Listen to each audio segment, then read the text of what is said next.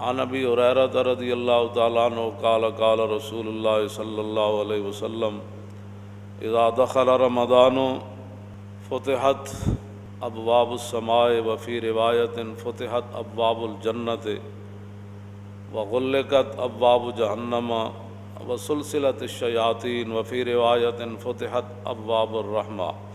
حضرت ابو ہریرہ کہتے ہیں کہ نبی علیہ الصلوۃ والسلام نے فرمایا کہ جب رمضان المبارک داخل ہوتا ہے یعنی شروع ہوتا ہے تو پھر آسمان کے دروازے کھول دیے جاتے ہیں،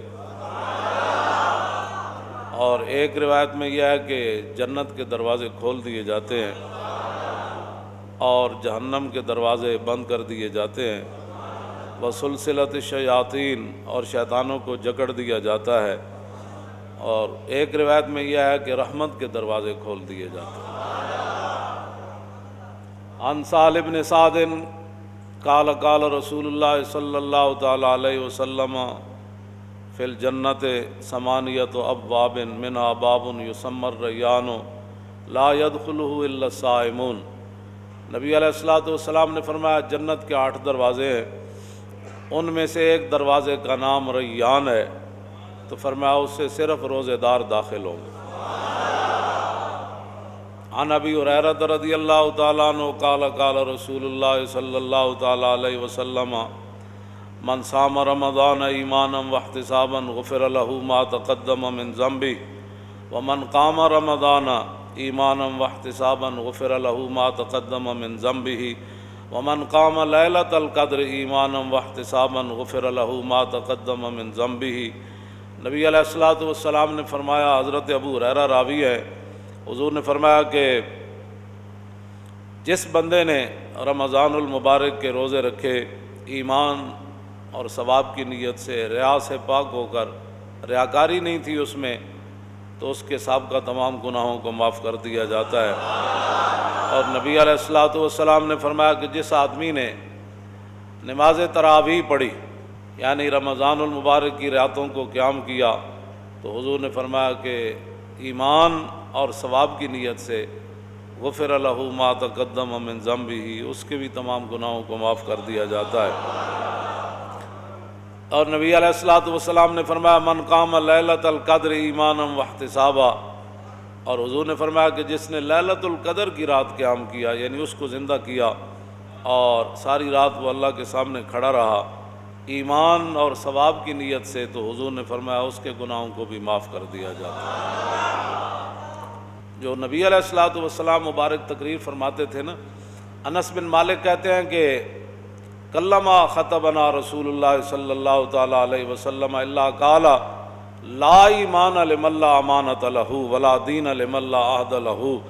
انس بن مالک نے 10 سال ظاہر ہے حضور کی خدمت کی، تو کہتے ہیں میں نے حضور کا کوئی کم ہی ایسا خطبہ سنا ہوگا جس میں حضور نے تقریر سے پہلے یہ نہیں فرمایا لا ایمان لمن لا امانۃ لہ، فرمایا اس کا تو ایمان ہی نہیں جس کے اندر امانت داری نہیں ہے۔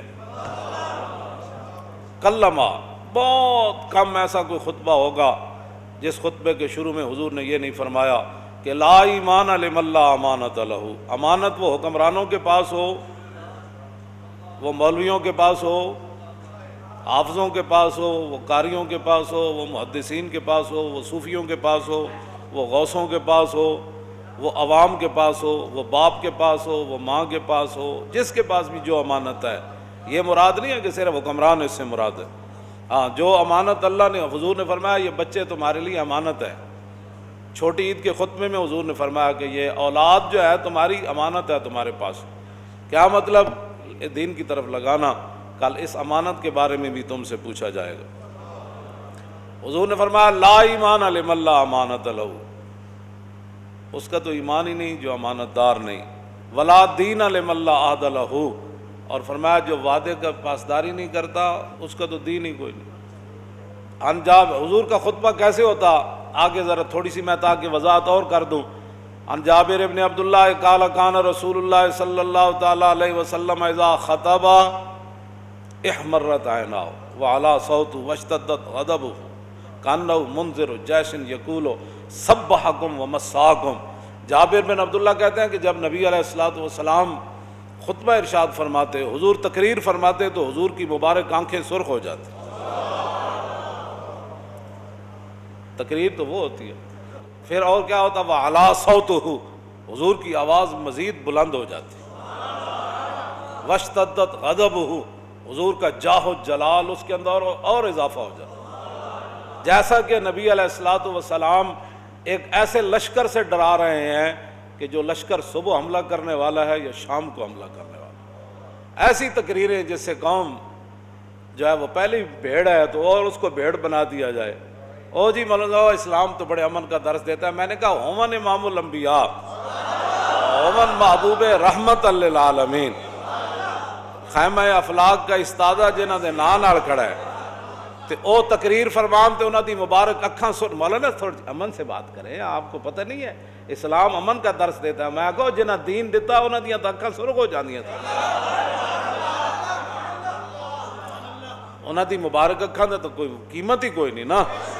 وَعَلَىٰ صَوْتُهُ، حضور کی آواز پہلے سے زیادہ بلند ہو جاتی۔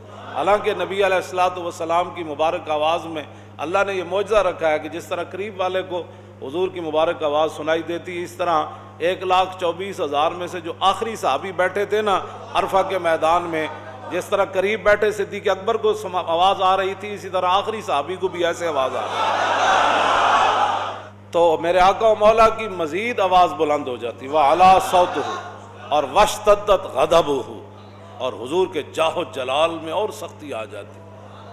قوم کو یہ مزاج بتایا ہوتا نا کہ حضور ایسے خطاب فرمایا کرتے جی، تو پھر قوم ہماری ناموس رسالت کے مسئلے کو بھی سمجھ جاتی، پھر حضور کی عظمت کو بھی سمجھ جاتی قوم، اور پھر رسول اللہ کی ختم نبوت کے مسئلے کو ایسے سمجھ جاتی کہ ایسے تلوار بھی کھڑی ہو حضرت حبیب بن زید کے سر پر، مسلمہ خود اٹھ کر کھڑا ہو جائے کہ بتاؤ میں کون ہوں، فرمایا تو کون ہے؟ رسول تو رسول اللہ ہی ہے، تو کون ہے؟ کیا باتیں کرتا ہے؟ تو کون ہے؟ رسول تو رسول اللہ ہی ہے، تو کون ہے؟ ایسے جاہو جلال سے تقریریں ہوتی نا ختم نبوت پر، تو پھر حضور ظاہر بات ہے حضور وضو کے بھی مسائل بتاتے، تو حضور کا اس وقت بھی انداز پھر۔ عن سلمان الفارسی قال خطبنا رسول اللہ صلی اللہ تعالی علیہ وسلم فی آخر یوم من شعبان، حضور نے، سلمان فارسی کہتے ہیں کہ حضور نے شعبان کے آخری دن یہ ہمیں خطبہ ارشاد فرمایا۔ کیا فرمایا؟ فقال یا ایھا الناس قد اظلکم شہر عظیم شہر مبارک شہر فیہ لیلۃ خیر من الف شہر۔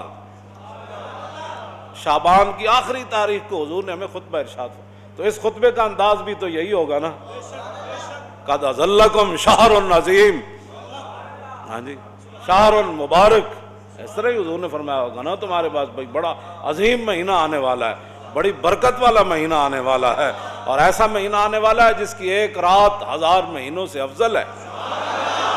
جعل اللہ صیامہ فریضۃ وقیام لیلہ تطوعا، حضور نے فرمایا اللہ نے اس کے روزوں کو فرض کیا، اور رات جو ہے نماز تراویح پڑھنا یہ میری سنت ہے۔